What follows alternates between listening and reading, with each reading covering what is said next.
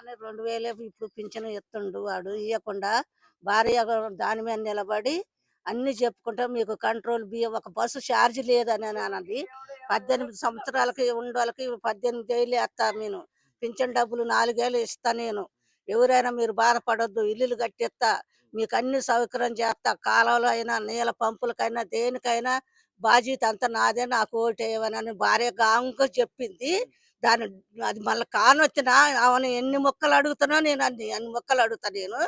ఆ కాను రాకుండా మళ్ళీ ఈ వంకల రాకుండా ఉంటుంది ఆమె అంత. ఉత్తమ్ పద్మావతి ఆమె రాకుండా ఉంటుంది. ఆమె ఈడుకొచ్చి ఆమెను అడిగే మాటలు 4 మాటలు అడిగితే తల తిరిగిపోయే మాటలు అడుగుతా నేను.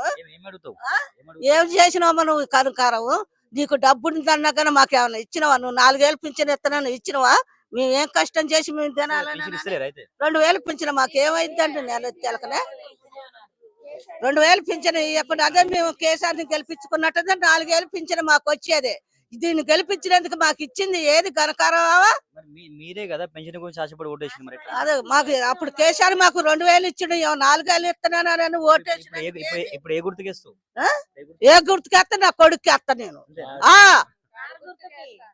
నాకు అప్పుడు కన్నా అప్పుడు మాకు బియ్యం ఇచ్చిండు, నెలకు 15 కేజీలు బియ్యం ఇచ్చిండు, నెలకు 15 కేజీలు బియ్యం ఇచ్చిండు, కోళ్ళు ఇచ్చిండు, మాంసం ఇచ్చిండు, చికెన్ కూరగాయలు ఇచ్చిండు. ఏ పెన్షన్ అయినా కానీ పిల్లగాళ్ళకి నెలకి పిల్లగాళ్ళకి వాళ్ళకి ఎత్తుండు. ఎవరు చచ్చిపోయినాక వాళ్ళకి దాన ఖర్చుకి ఎత్తుండు, మళ్ళీ వాళ్ళ దినాలకు బియ్యం ఎత్తుండు.